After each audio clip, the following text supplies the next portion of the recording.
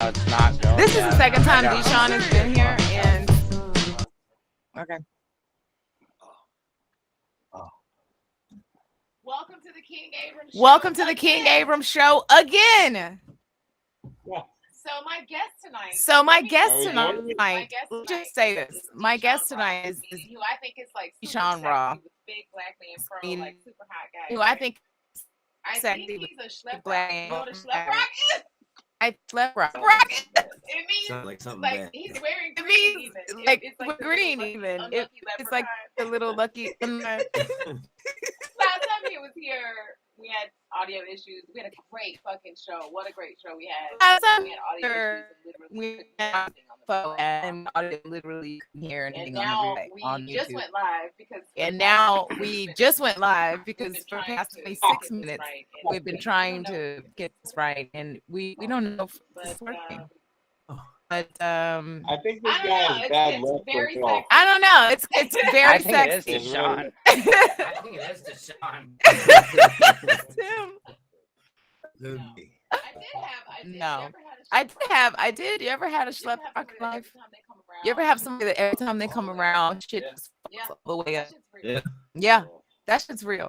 I've never heard Like I literally literally was like, You just make that up.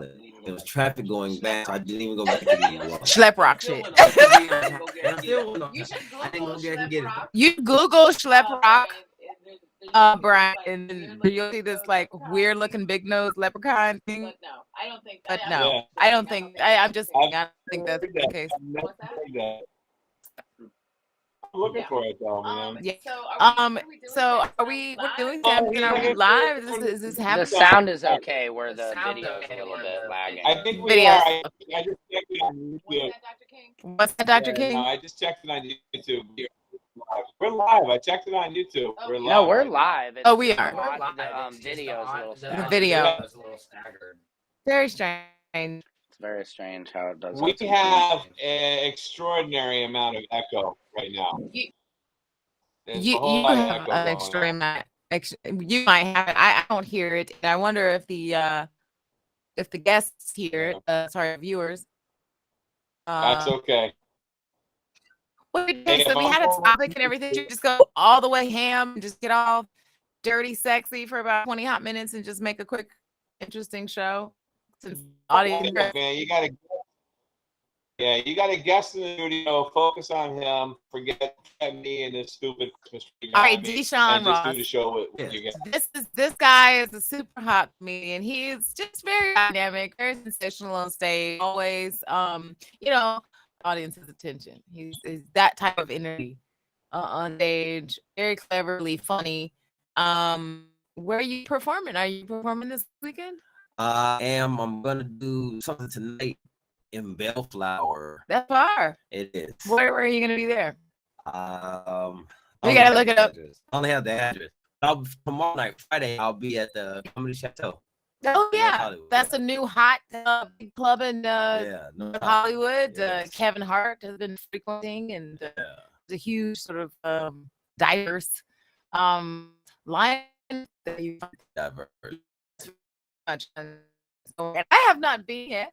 You should. I should it's a go little see different. your show tomorrow night. Come on now. I much appreciate that. Yes. So considering our technical difficulties, the audience may or may not be able to see all of your sexiness. So we're just gonna have a super sexy conversation. all the sexiest. He's freeze frame.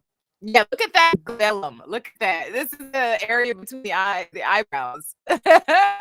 That's what you want to really look for when you get a chick that like Crazy. tranny. Oh, The glellum. And So yeah, when- your frame. I would. Yeah, you would. No, he wouldn't be. That glellum very strong and masculine. So if you try to dress like it, but it probably wouldn't work. Your frame frozen on a shot where it's very masculine under that area. Yeah. What? How you say it again? Glellum. My glade. Yeah. Yeah, so we're continuing. We're going to try and attempt to continue a conversation from last week that we had with a guest acting coach Yasmin in Spain about sex and drugs. There was a study conducted, I believe it was last year. Millennials, a lot of our generation and some of the older generation, people that are our age, a little young, perhaps your age, are taking drugs for sexual enhancement. Right. But when you really look at the data, what they're getting and they're consuming is really just a little increased sex satisfaction is not really happening. Does it actually, in the long term, does it end up hurting your sexual? I think that sexual satisfaction probably, if you really look deeper into the study, might even include that long term that's what's always scared me about that stuff. Right. Yeah. Have you ever been in a situation? You're not a big drug eater, are you? Yeah. Well, I used to be. It's something you never know. I've been around it a lot. Like I remember my first time I went to a party. I didn't know everybody was on ecstasy, and I just thought I was the man. Then I was like the girls were this in college, and they were like feeling on like physically. Like, gosh, you feel so much, and I was like, I've been in the gym, had no clue. Oh, right. And then later someone was like, yeah, they're on ecstasy, and I was like, I didn't heard of it. I didn't know what it did, and they were like, it enhances your feel. So now it's the arousal piece, the desire, right? But when you're actually trying to, but then they say it's like a problem. But if you do it on, let's say you have sex on ecstasy, the people that say like, oh, it's unmatched. So then I said, so you have to take it every single time to be right. Well, it's funny, Dr. King. Oh, it looks like Dr. King has dropped off. And we're hoping that he come back. Well, last week he really did give a scientific breakdown. I'm going to try to attempt to summarize what he explained, which was specific with meth. I mean, because it really triggers the dopaminergic system, dopamine pleasure. There's drugs LSD and not so much. And so people are typically taking those types of drugs, if you want to categorize them, sort of dopaminergic or non dopamine focused drugs. But when they're taking the drug, having sex, sexual pleasure is this level, and then when they're high, it's enhancing it at this level. But when they're not high, what happens eventually, even when you continue to do the drugs, the sexual pleasure is still at the same level, but the high isn't, and so the brain congregates that as a lack of sexual drive. That's what happens. The brain is like, okay, well, sex is exciting, but every time I have it, unless I'm high, it's just not good enough. It's just not stimulating you as much. Sounds terrible. It sounds horrible. Yeah. Right. There's actually a condition oh God, here we go. That's why I need a doctor on the show. And hedonism. I've heard hedonism. No, I think I'm saying it wrong. And hedonism, something. I forget. There's a condition where you lose that sexual pleasure. That would be. That's another reason why I never got into it. Because I don't want to lose that. Like, I enjoy it. Let's keep that there. And the funny thing is, my experience, and I'll ask you about yours in a minute. But and the question would be: have you ever been in a relationship with a woman who used to have sex, who used drugs to have sex? I've been with, but she's she'd take them occasionally. It wasn't like a all the time thing though. And what she was using, was the sex better for you? No, not at all. Was it worse? She thought it was right, but actually it was better when she was either smoking weed or just sober. Right. And that was the conclusion from last week's show. It's like the best way to go in is because now you know what you wanted, like, because if you're so high on whatever, you think you might be doing something great, but I'm sitting there like, what are you doing? It's a problem. It's a problem. And the funny thing is, we were trying to explain this, and then what happened last show was that it almost became a public service announcement for drugs. We were like, just do a little bit of cocaine. You just need the right combination and cocktail of drugs. Just don't do too much, and then you'll be straight. It was a bad thing. Little bump will do you. I've heard that too. Though. Right. No, it'll do you well, but too much. and then you can't get it up, and it's a problem. I hear that with drinking though too. Like people, Yeah, same thing. women will say whiskey dick. I've never had that. When I'm drinking, I don't have the problem of not being able to get hard. I have the issue of if I'm like really drunk, then I'm not going to come. Like right. That was one of the specific issues with the general drug use, including alcohol, which was for ejaculation. It takes too long. I'll tell you, like, listen, just go ahead and do you. Because I'll tell you in the beginning, like, yeah, it's not gonna happen today. I already feel it. So just enjoy yourself. Alcohol is like the worst thing for sexual libido because it just numbs your genitals. Yeah, that's once what I'm there. Right. It doesn't matter what you do. But a little bit. Yeah, a little bit. Okay. Not a lot of it. Though. Not a lot of it. Yeah. Yeah, no, my experience was that I was in a relationship for 6 years with a man that, and he happens to be the man that I love. He's the guy that every woman I feel like has this one guy on the planet where she would drop everyone and everything for. Mm-hmm. And unfortunately he has a drug problem. And the drug, you know, the category of drug is up there. It's one of those bad ones. Yeah. And you know, at this point I've known him for 10 plus years, and I don't know where his libido is.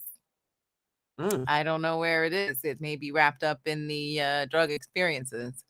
But what an unfortunate thing. And this is a man that, you know, he like matched my frequency, if you know what I'm saying. And that's good when you find that. You find that. Oh, what a beautiful thing. Just keeping it sometimes. Just uninhibited and right. And then now I don't know. But there's nothing I can do with it anyway. Dang. Because he still has a problem. So there's really no way I could even explore at this stage. Mm-hmm. But so where are you? Pandemic is potentially, you know, and historically pandemics like these, yes, the one that which we're under, will last between 2 to 5 years. Oh, yeah, so long. So if you right, so a law of averages says maybe a total of 3.5. You know, and maybe we got another year and a half of this bullshit. Man, last time you were here, we talked about how the pandemic affected your love life. Yes. So where are we? Are we getting? Do you see is there a light to see at the end of the tunnel? And if so, do you see it? For the love life, or for the pandemic? For your love life, and be under the pandemic. Under the pandemic, everyone has been affected. Yeah, you know what? Honestly, thanks to you, I came up with this last Thursday. You know, like I realize now when I meet people, yeah, I don't put a lot on you. Like I don't think. Like I remember somebody. It was a long time ago. I met this girl. She goes, "Oh, I don't want to do this because I don't want you to think less of me." I'm like, I can't think less of you than I already think right now, because that's why I start I start low. Okay. And then you can build, or you can break it. Okay. So now, how these bitches been building for the past 2 years? There was one that was kind of building, and they hit me with something like I was like, "Wow, why would you tell me that now?" Like, it was one of the things that you remember. I told you can always be honest, right? And then she chose something to wait to tell me. Oh, okay. Like months later, I said, she goes, "Oh, like something happened when we first started talking." I said, "But you told me, and I can't go off of the person who then, because I have different feelings for you now than I did then." All right, let me just give the backstory real quick, because D'Sean was here and performed, I think, like, yeah. Everybody was getting hella deep. It was like psychiatry. It was like fucking therapy, speak live comedy therapy. And we were talking about this concept of women being whores or whatever. Yeah. And he was like, you're only really a dirty whore if you just lie about shit. Like if you're honest and adult about things, right? And transparent. To me, you can't be considered a whore. Right. Because you told everybody. Right. And so she waited until later. A year. No, not a year. No. But sometime too late. Past, I was like, I can't shake it now. I can't shake it. What did she tell you about someone that she's a relationship? Yeah. Right. But all you had to do was go in the beginning. And since then, there's been plenty of times, because there's been conversations that came up. You could have said something. And how she told me. It was like me, her, and one of my friends. We sitting there chilling. She just blurted it out. And she had been building. In front of him, too. So I'm like, now I got to deal with it. Oh! Now you You gotta get clowned too. Yeah, so I'm Damn. like, so now The bitch you started at baseline. You should just fessed up. We all started baseline. all you had to do was tell me the next day, the day. There was plenty of time. There Right. was plenty of time. Right. I don't understand why. I guess I do. Why people really why can't come be clean now, then? transparent. Then why now though? I know, like you should have been in you when you first started. When it was in you, you could have told me. But you know, you chose what you chose. Now you're gonna deal with those consequences, though. I don't think Brian is coming back, so it's just you and me, D'Sean. All right, that's the way I like it. But speaking of that, real fast, side note. Yes. And I had, because this has been on my mind since Okay. Thursday. There was a comedian, you don't know who exactly what I'm talking about. He was saying, remember, he kept contradicting himself. Yes. Oh my God, this poor guy. And that was driving me crazy. Because I'm like, you really believe this though? Not really. You want to be in love, right. but you don't want them to love you. No, he was so confused, Ed. I want to come home to somebody, but I don't want to be faithful. There was this comedian on stage, and he was trying to explain the type of woman that he wanted. It didn't make sense. And the type of relationship. He was trying to explain what he wanted out of her and what he wanted her to want out of him. And the two didn't match. Did not congregate. And that's what I was like, that's what women will meet a lot of them. Yeah. Oh, I'm gonna get this relationship. Not really. And then be ruined. Yes. So then when I'm telling them what the truth is, they're Right. like, I don't know, because he seemed like, yeah. I said, I'm not hitting Yikes. the double switch. Yikes. So, This guy was on stage and he was like, I was explaining, I was like, let me put you niggas up on some game. The best game is honesty. Because I was talking about my brother, my late brother who passed away in 2004, who was like a total player. Yeah. And he was like, I've never seen our hometown church full other than his funeral. Like one half on the right, I'm speaking on my right half, looking at the church with all his frat brothers. It was just frat brothers deep. And then the other side was just hoes. Nigga, just floating in hoes. Just bitches all the way in love. It's 3 of them hoes that still text me on his birthday to this day. Like, and he was honest. That's the best. That was the key. These bitches are still in love with him. And 17 years later after his death. I was trying to tell him that. Not your brother, but the comedian. Sure, right. Because I seen him yesterday. Yeah. And he just couldn't get that. Like, he was like, yeah, but you can't tell the truth. I'm like, yes, you can. Yes, you don't understand. You're missing out on that good because you can't be honest. Because they know you're not honest yet. And he thinks he's getting the best. Like, nah. You don't even understand. No. When a woman can trust you and be completely open and uninhibited with you in that sexual arena, to have conversations and physical interactions. We'll agree with you. I'll tell you. 100%. Can I please? All the way. All day, 100%. Holy shit. I've seen the change. Right. I remember going, oh my gosh. Right. It was a whole different person. Right. Almost. Game changer. It was like the movie, Coming to America. Because here's the thing. We know we're starting at baseline. And we know that you guys view us differently, view you. We know that there's this weird dynamic between male and female and how we view our partners, right? We're okay if you guys cheat, but if we, it's a wrap. Absolutely. Totally different we're looking through. Yeah. So if I can hook up with a man that can tell me the truth, because most of them lie because they know they understand the filter. They're working around this filter. Yep. Right? Then I can really open up. I'm working, operating on a certain level because I don't want him to judge me. Correct. Now, if I feel like he's not going to judge me, then I get to give it all to him. You're like sunshine. And that's nigga. When she met him, she said, hey, I was intimidated. Right. I held back. Right. But now I can be free. And a tear came from his eye. That's what it's like. I remember the day when the girl was like, so real. D'Sean, I honesty. Literally like it was a different floodgate. That's right. Open the floodgates. It was the floodgates. Won't he do it? Heaven. Hallelujah. Look, I've been trying to tell these guys they don't want to hear me. It's real. It's so real. And then it's like one thing when you're trying to put somebody up on game. Science of sex, love, heartbreak, and addiction. And it's quite funny and entertaining, as well as the academic. So you'll learn a lot and laugh. And D'Sean, is there anything else you want to promote? What are you working on? Let's see. I got, like I said, Friday. I got some shows out on the 23rd. I got a show out here in North Hollywood. Oh, really? Yes. I got to look it up though, because I don't remember. Okay. Right. It's on Lancashire. Well, I know. The haha. It's on Vineland. It's at 5628 Vineland Avenue in North Hollywood. And that's on the 23rd of December. Yep.